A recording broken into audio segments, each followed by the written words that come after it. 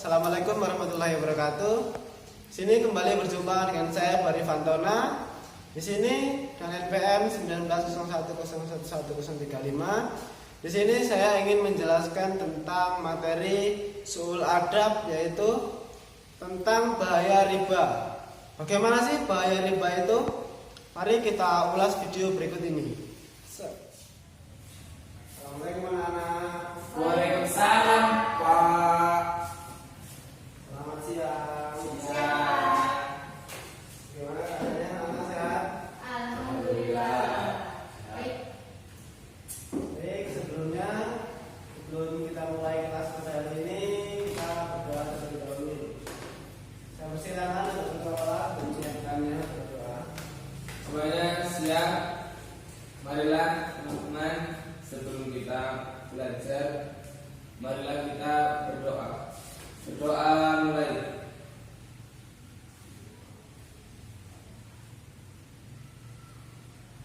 Berdoa selesai.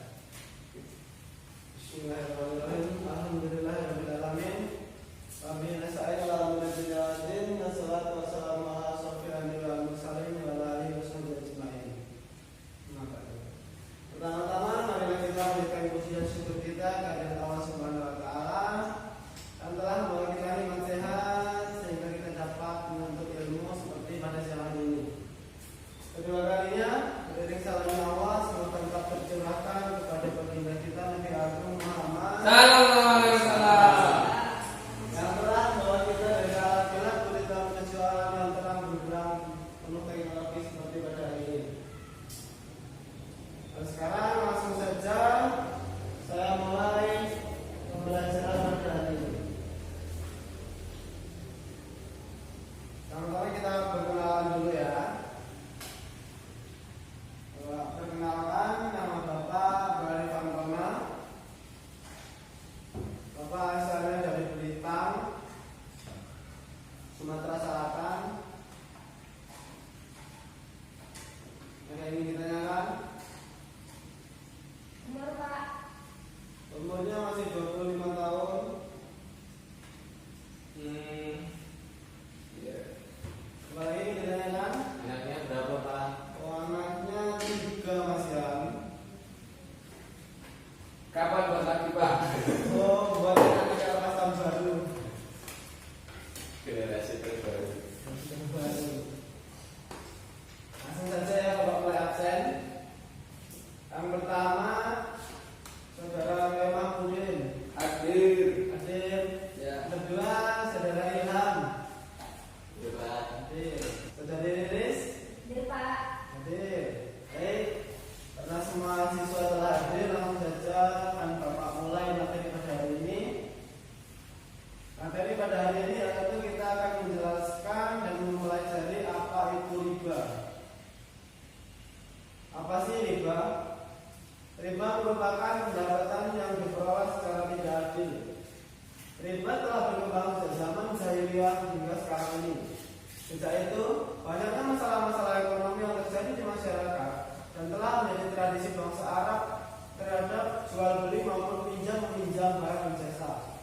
Sehingga sudah mendarah daging bangsa Arab memberikan pinjaman kepada seseorang dan memungut biaya jauh di atas dari pinjaman awal yang diberikan kepada peminjam.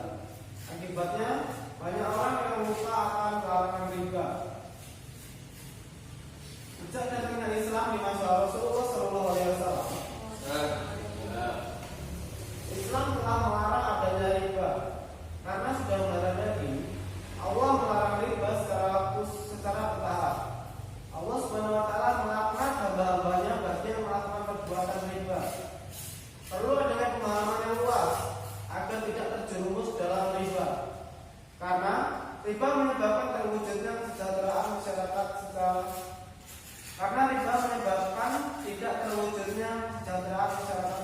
menyeluruh.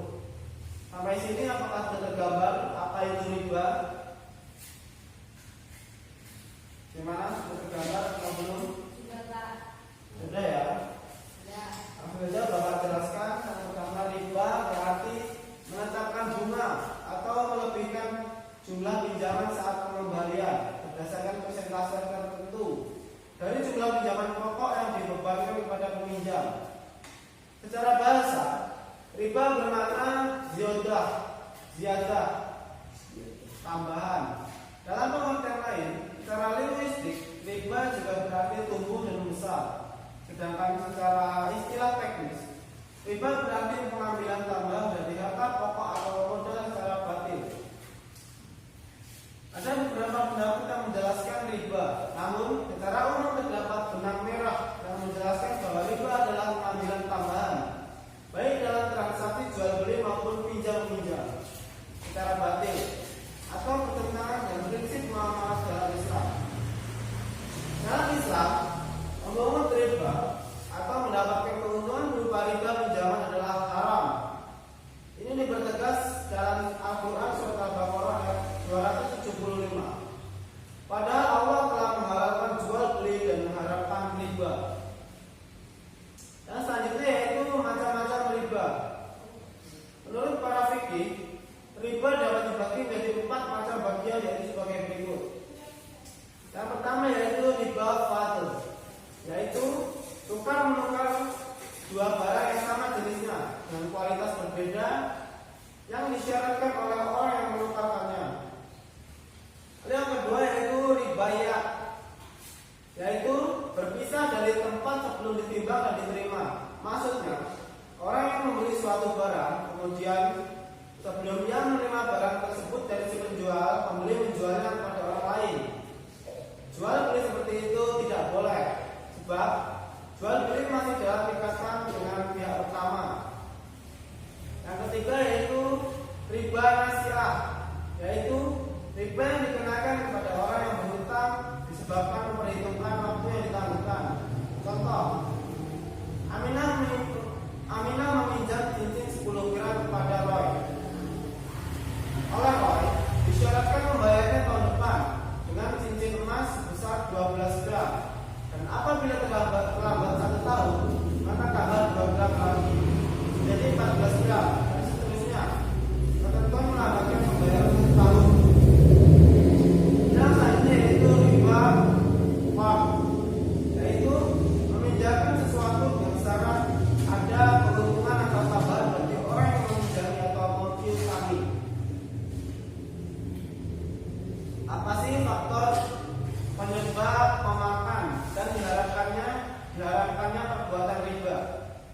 Yang pertama yaitu faktor penyebab pemakan riba. Yang pertama yaitu serakah harta. Yang kedua yaitu imannya lemah. Yang selanjutnya tidak pernah merasa bersyukur dengan apa yang telah Allah Subhanahu wa taala berikan kepadanya. Lalu yang selanjutnya, nafsu dunia kepada harta benda terlalu berlebihan sehingga ia melakukan perbuatan riba.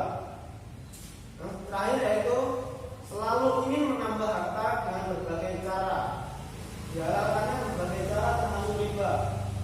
Yang selanjutnya yaitu faktor penyebab diharapkannya riba. Kenapa sih riba itu diharamkan? Yang pertama yaitu merugikan orang lain. Yang kedua, neraka yang akan didapatkan setelah dia melakukan riba.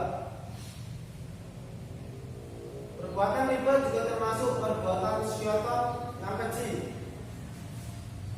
Dan selanjutnya sama dengan mengambil hak orang lain.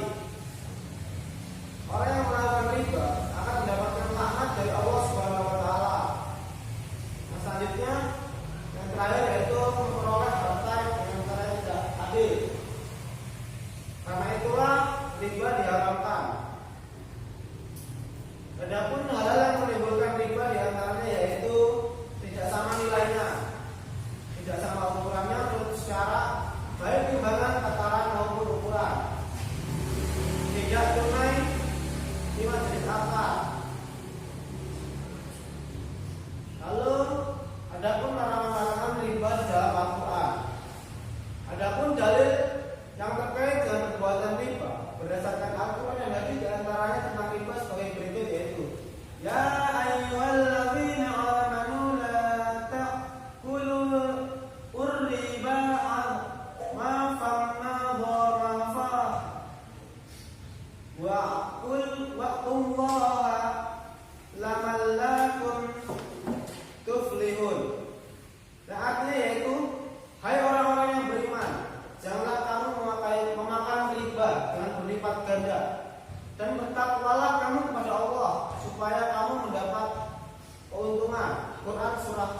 Ali Imran ayat 130.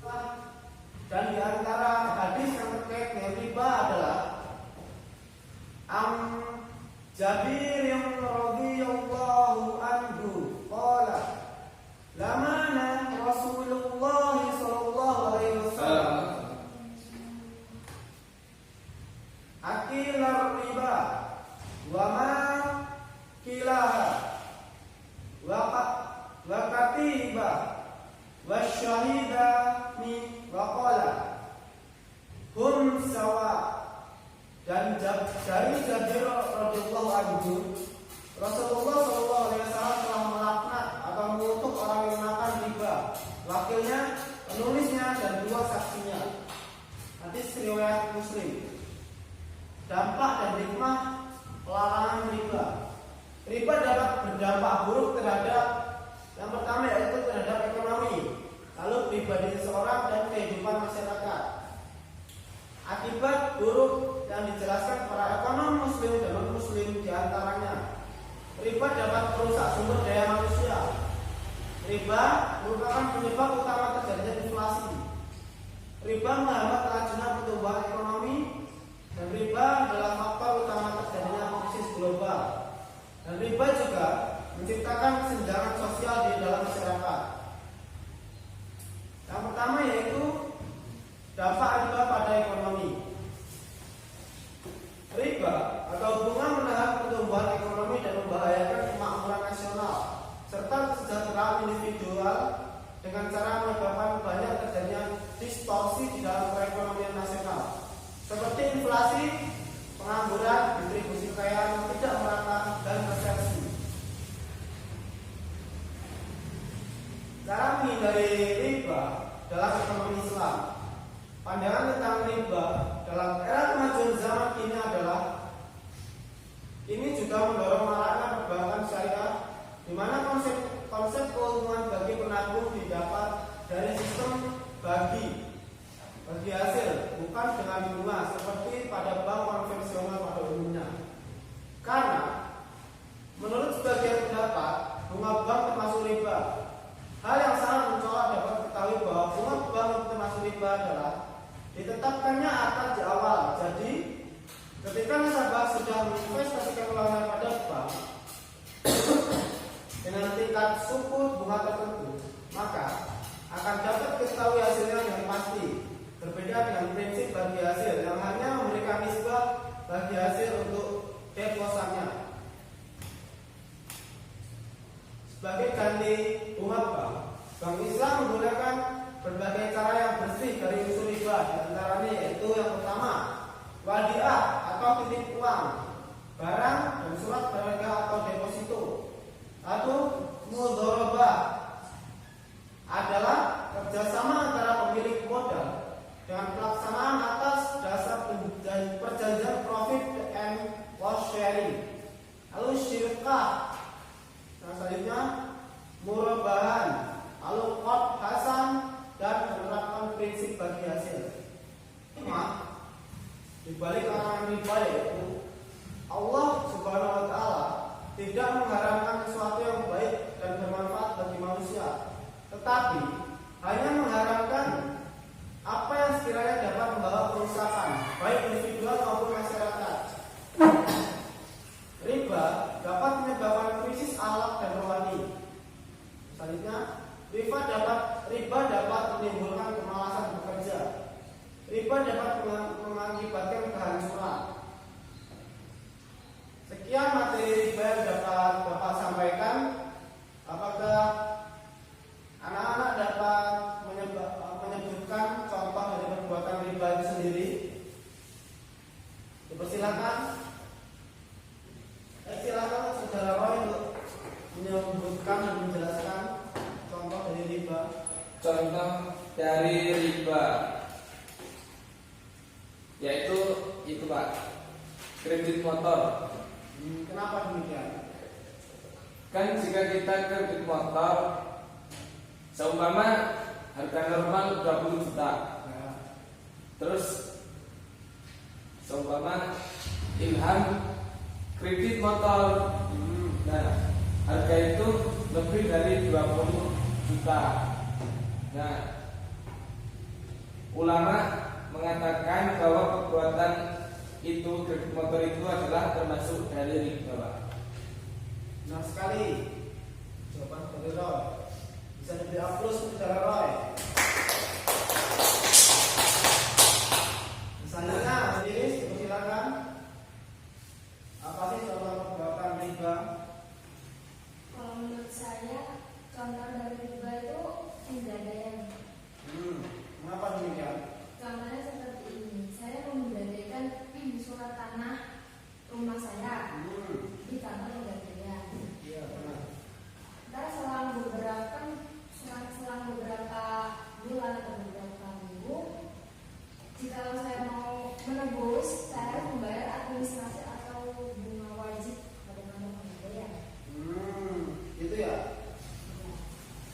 Baik, terima kasih jawabannya dari Iris. Bisa diberi aplaus.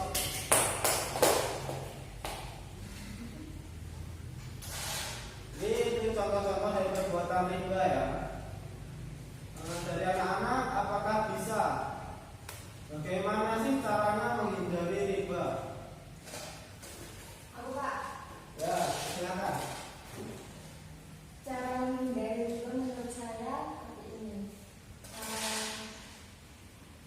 Ketika ada orang yang meminjam dan ketika kita ingin menarik orang meminta kembalian itu, tetapi orang itu belum ada duit, maksudnya belum mampu kembaliannya, harusnya kita ikhlas, bukan malah mempersulit mereka dengan menambah biaya karena kekuatan pembelian. Jadi kita harus menanamkan sifat ikhlas ya. Nah, Yang lain mungkin? Ya, Pak. Ya, gimana dari kamu? Menurut saya bagaimana agar kita dapat menghindari dari riba tersebut, kita harus mengerti ataupun mempelajari seperti larangan-larangan dari Allah dan hukum-hukum yang ditetapkan Allah kepada umatnya. Dari situ kita bisa menanamkan bagaimana kita berhubungan sama manusia ataupun tidak seramah harta gitu, Pak. Sedangkan rezeki seseorang itu dibagi-bagi. Iya. Intinya kita memperdalam ilmu tentang perbankan gitu ya. Ya. Yang terakhir, jika anak-anak yang ingin bertanya, Pak persilakan seputar riba. Ini Pak, saya mau tanya. Sedangkan di dalam hukum jual beli itu kan suka sama suka. Contoh seperti contoh, saya membeli motor di tokonya Roy. Ya. Nah, harga motor itu tidak seperti yang di toko-toko yang lain. Sedangkan mereknya pun sama persis gitu Pak. Dari segi semuanya Pak. Tetapi yang membedakan itu harga. Sedangkan saya menyukai motor itu. Dan Roy pun juga suka dalam penjualan motor tersebut. Apa itu termasuk juga riba, Pak? Ya. Kemudian selanjutnya yang bertanya lagi. ya Pak, Ya.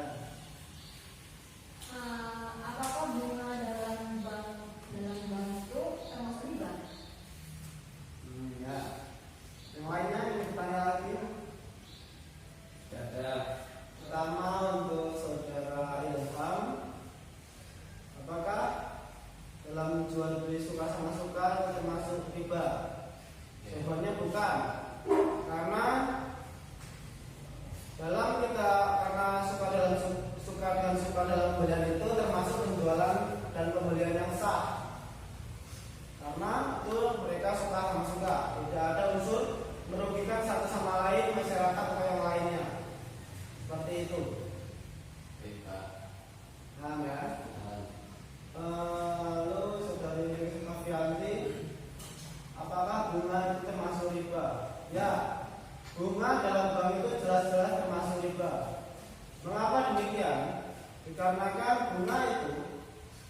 jelas-jelas merugikan satu pihak, dan juga itu bunga itu larinya entah kemana, entah untuk kepentingan pribadi atau kepentingan yang lain, seperti itu.